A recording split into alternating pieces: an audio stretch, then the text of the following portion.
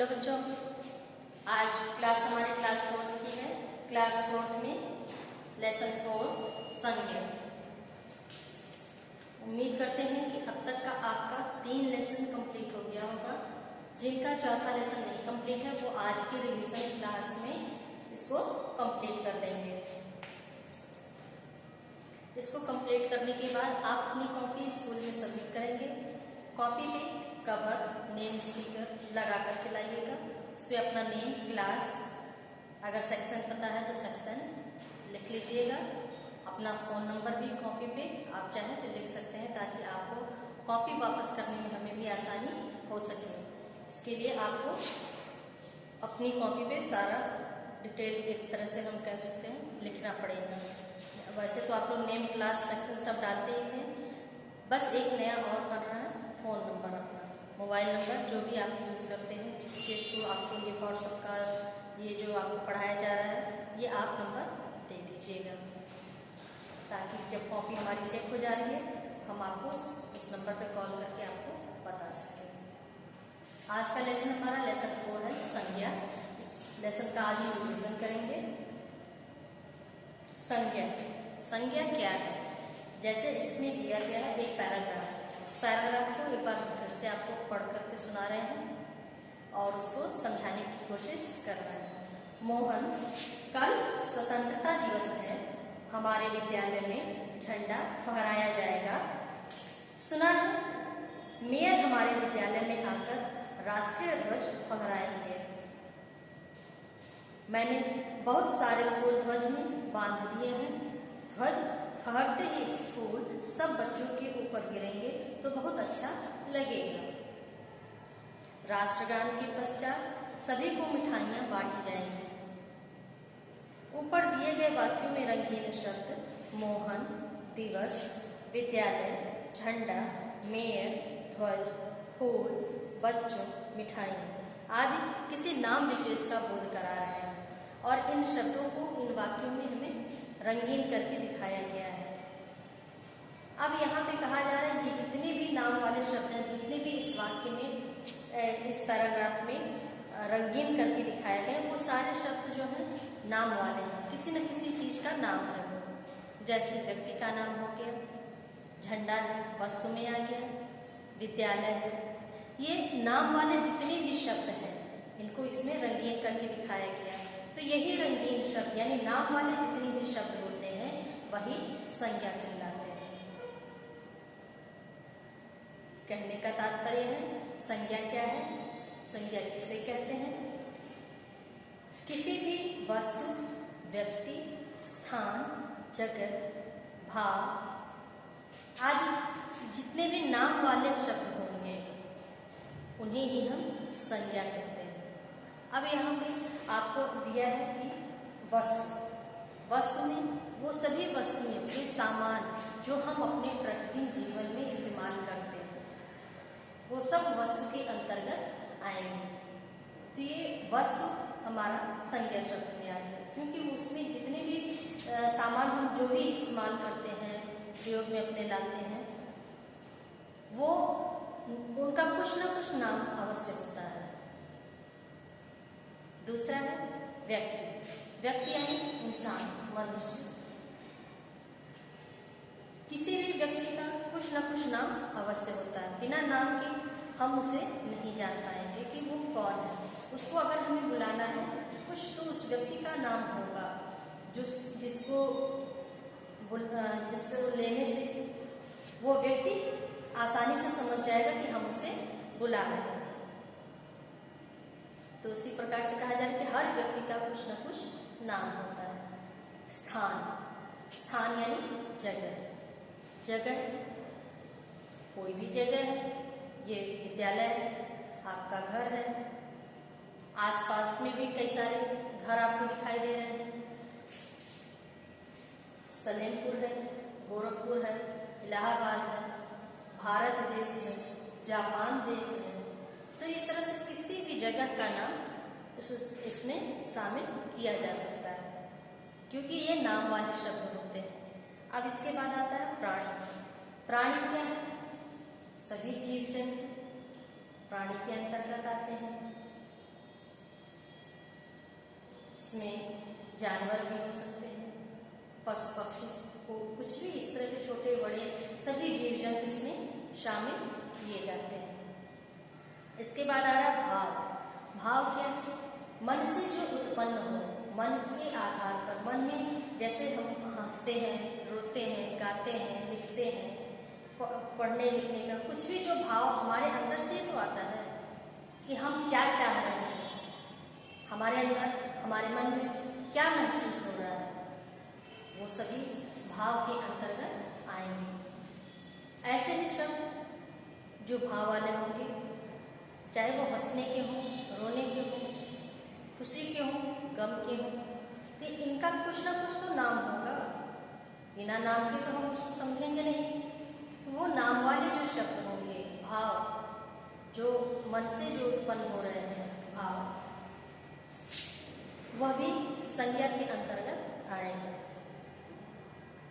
तो ये जितने भी हैं, चाहे वस्तु का नाम हुआ, व्यक्ति का नाम हुआ, जगत का नाम हुआ, प्राणी का नाम हुआ, विचारों का, भावों का जो नाम होगा, वो सब हमारा संज्ञा कहलाता है। जितने भी नाम वाले शब्द होंगे वो संज्ञा कहलाएंगे। अब इसके बाद आता है संज्ञा के भेद। तो ये संज्ञा के हमारे 3 भेद होते हैं। संज्ञा के 3 भेद हमारे बुक में दिए गए हैं। कौन कौन से? जाति व्यक्तिवाचक संज्ञा, जातिवाचक संज्ञा और भाववाचक संज्ञा। ये हमारी संज्ञा के 3 प्रकार हो गए, जिनमें से हमारा पहला आता है व्यक्तिवाचक संज्ञा।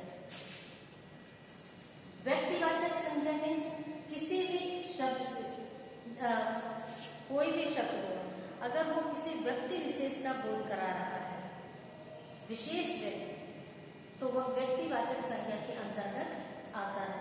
जैसे किसी भी विशेष वस्तु का नाम हो, किसी विशेष स्थान का नाम हो, या किसी विशेष व्यक्ति का नाम हो, ये सारे हमारे व्यक्तिवाचक संज्ञा के अंतर्गत आएंगे। अब ये विशेष क्या है? विशेष यानी खास। जैसे हम भी इंसान हैं, आप भी इंसान हैं, लेकिन हम सभी में कोई व्यक्ति इतना खास हो जाता है, अपने आप में इतना महत्वपूर्ण हो जाता है अपने विचारों से, अपने कर्मों से, कि वो हम सब में एक साथ, हम सब के साथ होकर भी हम सब में एक अलग छवि उसकी बन जाती है। जैसे आप तो दिन भर खेलते हैं, लेकिन खेल के क्षेत्र में भी बहुत सारे खिलाड़ियों के नाम हैं, तो उसी प्रकार से वो भी तो आखिर एक इंसान ही है। इंसान होने के बाद वो अपने खेल के क्षेत्र में अपना नाम कमा लिया, कोई संगीत के क्षेत्र में अपना नाम कमाता है, कोई किसी बड़े पद पे पहुंचता है, कोई डॉक्टर बन गया, कोई इंजीनियर बन गया। तो हर व्यक्ति के अंदर अलग अलग क्वालिटी होती है, वो अपनी क्षमता के अनुरूप वो अपने कार्य करता है, लेकिन उसी में कोई बहुत अच्छा निकल जाता है। तो यही चीजें हैं जो वो अपने आप में समूह में होकर के अपने आप में एक विशेष छवि अपने अंदर लाना ही विशेषता उसकी हो गई। अब इसी प्रकार से किसी विशेष वस्तु का नाम हो गया, जैसे आपका उदाहरण में लिया है कलश। कलश क्या है? एक पात्र होता है, यानी बर्तन, लोटा, जिसमें पानी भरा जाता है। तो इस तरह की देखा जाएगा तो आपके घर में बहुत सारे बर्तन हैं, लेकिन उन बर्तनों को तो आप डेली खाते हैं, पीते हैं, फिर धुलते हैं, फिर उसको इस्तेमाल करते हैं। लेकिन कलश अपने आप में एक विशेष माना गया है। क्यों? क्योंकि वो सिर्फ पूजा के लिए ही इस्तेमाल होता है, पूजा पाठ में ही उस पात्र का, उस बर्तन का इस्तेमाल होगा, और हम अपने किसी अन्य कार्य में उसका उपयोग नहीं करते हैं। तो वो बर्तन होकर भी अपने आप में एक विशेष हो गया। तीसरा दिया है स्थान के रूप में एफिल टावर दे दिया है। आप अपने आसपास देखेंगे बहुत सारे टावर दिखाई दे रहे हैं, तो लेकिन एफिल टावर अपने आप में खास हो गया, वो उस जगह को खास कर दिया। तो इस प्रकार से ये कोई भी वस्तु, व्यक्ति, स्थान जो अपने आप में विशेष होगा, अपने किसी विशेष कार्य से जाना जाएगा, तो वह व्यक्तिवाचक संज्ञा के अंतर्गत आता है। अब यहाँ पे कुछ कुछ अन्य व्यक्तिवाचक संज्ञाएं दी गई हैं, जैसे पर्वतों के नाम, जैसे नीलगिरी पर्वत, हिमालय पर्वत और विंध्याचल पर्वत। 3 पर्वतों के नाम। इसके अलावा बहुत सारे पर्वत हैं, आप कोई भी लिख सकते हैं। दिनों के नाम, 7 दिन होते हैं हमारे, लेकिन उन 7 दिनों का अपना अलग नाम है। उन नामों के अनुरूप बहुत सारे कार्य भी होते हैं, जैसे रविवार 7 दिनों के अंतर्गत आता है, लेकिन उस दिन हम छुट्टी मनाते हैं। तो इस तरह से दिनों के नाम हमारा व्यक्तिवाचक में आ गया। इमारतों के नाम, जैसे ताजमहल हो गया, कुतुब मीनार हो गया, लाल किला हो गया, ये सब अपने आप में विशेष इमारतें मानी गई हैं। व्यक्तियों के नाम में अभी आप लोगों ने समझाया कि कुछ लोग अपनी क्षमता के अनुरूप अपनी अपनी कला को अपने अपने क्षेत्र में प्रदर्शित करते हैं। यहाँ दिया गया है कि व्यक्तियों के नाम यहाँ साइना नेहवाल, विश्वनाथन आनंद, आशा भोसले, लता मंगेशकर, ये सब नाम दिए गए हैं, लेकिन ये भी तो इंसान है। कुछ स्त्री हैं, कुछ पुरुष हैं, लेकिन ये अपनी कला के अनुरूप अपने क्षेत्र में अपनी प्रधानता को, अपनी विशेषता को जाहिर कर चुके हैं। इसलिए ये हम सब में इंसान होने, हम जैसे इंसान होने के बावजूद ये विशेष माने गए हैं। पर्वों के नाम, हम तो रोज जीवन शैली हमारी जैसी है उसके अनुरूप चलते हैं, लेकिन पर्व यानी त्योहार हमारा साल में एक बार आता है, लेकिन उसको हम बहुत धूमधाम से मनाते हैं। उसको और दिन की अपेक्षा और अधिक इंजॉय हम करते हैं। तो इस तरह से वो अपने आप में खास होते हैं। देशों के नाम, देशों के नाम में किसी भी देश का नाम, हमारा भारत सबसे आगे है। तो हमारा भारत देश व्यक्तिवाचक के अंतर्गत आ गया। अन्य कई सारे देश हैं, किसी का भी नाम उसमें हम डाल सकते हैं। नदियों के नाम, अब नदी तो हमारा घर के अंदर तो होगा नहीं, नदी कुछ बहुत सारी नदियाँ हैं हमारे देश में, तो वो अपने आप में अपनी विशेषता को जाहिर करती हैं, अपनी पवित्रता को जाहिर करती हैं। तो ये अपने आप में विशेष हो गए। तो ये व्यक्तिवाचक संज्ञा के अंतर्गत आ गए। अब इसके बाद है खेलों के नाम। क्रिकेट, फुटबॉल, हॉकी, ऐसे बहुत सारे और भी खेल हैं जो आप खेलते हैं। तो ये अपने आप में व्यक्तिवाचक संज्ञा के अंतर्गत आते हैं। अब इसके बाद हमारा आता है जातिवाचक संज्ञा। जिन शब्दों से एक ही प्रकार के सभी प्राणियों या वस्तुओं का हो, उसे जातिवाचक संज्ञा कहते हैं। अब इसमें कहा जा रहा है कि एक ही प्रकार के सभी प्राणियों या वस्तुओं का बोध हो, कहने का तात्पर्य है। जैसे उदाहरण में दिया है मजदूर। मजदूर एक मजदूर क्या है, मान लीजिए जो मजदूरी करने वाला व्यक्ति है उसको हम मजदूर कहते हैं। जैसे मान लीजिए घर बन रहा है, तो उस घर को बनाने के लिए केवल एक मजदूर की जरूरत हमें नहीं पड़ेगी। एक अकेला मजदूर उस घर को, उस बिल्डिंग को नहीं बना पाएगा। तो उनके साथ कई सारे मजदूर होते हैं, कुछ राजगीर होते हैं, कुछ ये लेबर होते हैं जो बोझ ढोते हैं, ईंट वगैरह ढोते हैं, उनको ऊपर से नीचे तक लाना ले जाना, ये सारे काम वही लोग करते हैं। लेकिन अब यहाँ पे मान लीजिए एक घर बन रहा है, उसमें कहा जा रहा है कि मजदूर काम कर रहे हैं, उसमें केवल एक मजदूर नहीं है। उस घर को बनाने के लिए 8 मजदूर हो सकते हैं, 10 हो सकते हैं, 20 भी हो सकते हैं। जैसे उस घर की, घर छोटा बड़ा जैसा हो, या घर बनवाने वाले की जैसी क्षमता हो मजदूर रखने की डेली का, तो उसके अनुरूप मजदूर उसमें काम करते हैं। अभी हम कह रहे हैं कि वो सामने जो घर बन रहा है उसमें मजदूर काम कर रहे हैं, तो कर रहे हैं, एक मजदूर तो नहीं है, वहाँ अनेक हैं, कई सारे हैं। तो कई सारे हैं, लेकिन हमने शब्द क्या इस्तेमाल किया, मजदूर काम कर रहे हैं। मजदूर, उससे हमारा ये संबोधित हो रहा है कि उस पूरे वर्ग की बात हम कर रहे हैं, किसी एक मजदूर के बारे में हम बात नहीं कर रहे हैं। उस पूरे जाति के, मजदूर जाति के बारे में हम बात कर रहे हैं, जो उस घर को बनाने के लिए काम कर रहे हैं।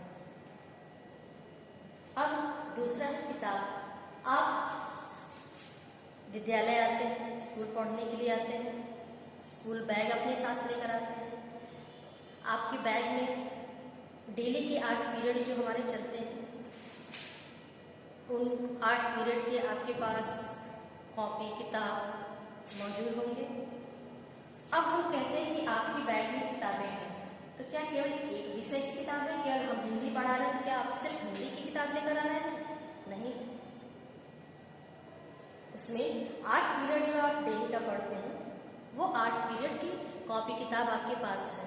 उसमें उस बैग में सब कुछ है, आपकी पेन पेंसिल इरेजर सब कुछ है। हमने कहा आपके बैग में किताबें हैं, क्या केवल हिंदी की है?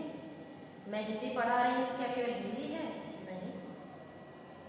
तो किताब के अंतर्गत सारे सब्जेक्ट आ जाते हैं आपके। अब इसी प्रकार से अगला घड़ी। घड़ी कहा गया, अब ये जरूरी नहीं कि हम जो अभी फिलहाल हम घड़ी पहने नहीं, जो भी पहनता है उसके बारे में बात कर रहे हैं कि घड़ी व्यक्ति ने पहन रखा है, तो क्या पूरी दुनिया में एक ही प्रकार की घड़ी होगी? नहीं, अलग अलग ब्रांड है। घड़ियों में भी कितने सारे ब्रांड आते हैं। हम घड़ी कह रहे हैं तो हमने किसी एक घड़ी का नाम नहीं लिया है। उसमें दीवार पे लगने वाली घड़ी भी हो सकती है, कलाई पे बांधने वाली भी घड़ी हो सकती है। घड़ी कहा, उसमें कोई भी घड़ी, किसी भी ब्रांड की घड़ी आ सकती है। इसके बाद है मक्खी। तो मक्खी छोटी भी हो सकती है, बड़ी भी हो सकती है। हमने सिर्फ मक्खी कहा। हलवाई की दुकान पे मिठाई पर मिठाइयाँ रखी हैं, उसमें मक्खी भिनभिना रही है, तो क्या उसमें सिर्फ एक मक्खी भिनभिनाती है? नहीं, बहुत सारी हैं, अलग अलग तरह की मक्खियाँ आती हैं। तो वो उस समूह की, उस जाति की, उस वर्ग का बोध कराती हैं जो सिर्फ एक शब्द से जुड़े होते हैं, तो वह जातिवाचक संज्ञा कहलाता है। अब इसके बाद हमारा आता है भाववाचक संज्ञा। भाववाचक क्या है? जिस शब्द से किसी भी व्यक्ति की या वस्तु की गुण, दशा, स्थिति, भाव आदि का पता चलता है, वह भाववाचक संज्ञा कहलाता है। गुण दशा क्या है? गुण किसी व्यक्ति या वस्तु की अच्छाई, उसका गुण हो गया। दोष क्या है? हर वस्तु या व्यक्ति के अंदर कुछ न कुछ बुराई होता है, वो दोष के अंतर्गत आएगा। तो ये जितने भी हैं ये हमारे भाववाचक संज्ञा कहलाते हैं। अब जैसे उदाहरण दिया है प्यारा। प्यारा क्या है? प्यारा मन से एक भाव निकला कि वो बच्चा बहुत प्यारा है, हमको वो बच्चा अच्छा लग रहा है, देखने में वो बच्चा हमको प्यारा लगा, अच्छा लग रहा है, तो हमारे अंदर से ये भाव आया कि बच्चा बड़ा प्यारा लग रहा है, बहुत सुंदर है। लेकिन अगर वही बच्चा गंदे तरह से अच्छे से साफ सुथरा नहीं है, तो उसको देख करके मन में क्या भाव आएगा? इतने गंदे तरह से बच्चा है, कोई इसकी देखभाल नहीं करता है, कोई इसका ध्यान नहीं दिया, कोई इसे नहलाया नहीं, कोई इसके कपड़े नहीं बदला, तो ये भाव कहाँ से आया? उसको देखने के बाद मन से उत्पन्न हुआ। ये मन से जो अच्छा या बुरा उत्पन्न होता है, ये भाव है। अब इसके बाद मिठास। हम बहुत सारे दिन भर में चीजें खाते हैं, कुछ खट्टी कुछ मीठी, ये कहाँ से पता चलता है? स्वाद से, जीभ से। तो ये अच्छी है, बुरी है, प्यारा है, गंदा है, ये जितने भी मन के भाव होते हैं, वो चीज बहुत सुंदर है, तो ये सारे मन के भाव हैं, ये मन से उत्पन्न होते हैं, तो ये भाववाचक संज्ञा के अंतर्गत आएंगे। अब इसके बाद से गुण दोष अवस्था दिया गया है। गुण दोष अभी आपको बताएं कि किसी हर वस्तु या व्यक्ति के अंदर कुछ अच्छाई और कुछ बुराई है।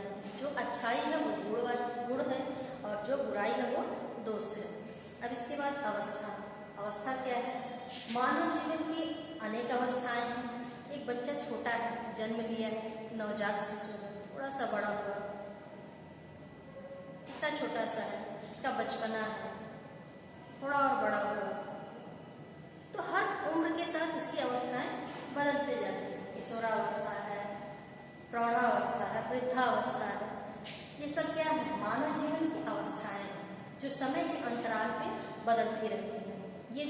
ये कभी संभव नहीं हो सकता कि एक बच्चा जो जन्म लिया है वो आजीवन वो बच्चा ही रहेगा, नहीं, वो समय के साथ धीरे धीरे उसकी भी उम्र बढ़ती जाती है।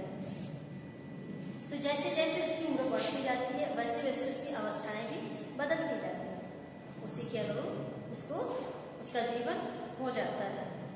तो ये सब क्या है? मन, शरीर से जुड़ी है, मन से जुड़ी है, ये सब हमारा भाववाचक संज्ञा के अंतर्गत आ गया। यहाँ तक हमारा संज्ञा लेसन कंप्लीट हो गया। आज का हमारा ये रिवीजन। अब इसके बाद से एक्सरसाइज जो दिया है वो आपको अपनी कॉपी में कंप्लीट करके कॉपी सबमिट करनी है।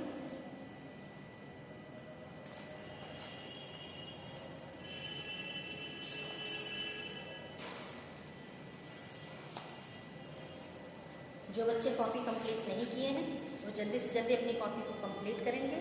एक्सरसाइज में जितना भी हम दे चुके हैं वो सारा आपको बुक में भी कंप्लीट करना है और कॉपी में भी कंप्लीट करना है।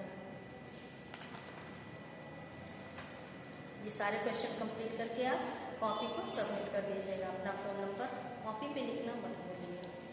आज का हम आपको होमवर्क दे रहे हैं, इसको आप अच्छे से नोट करिए।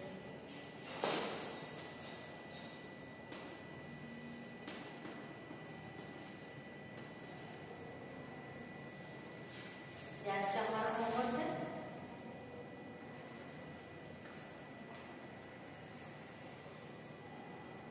क्वेश्चन नंबर 4 और क्वेश्चन नंबर 5।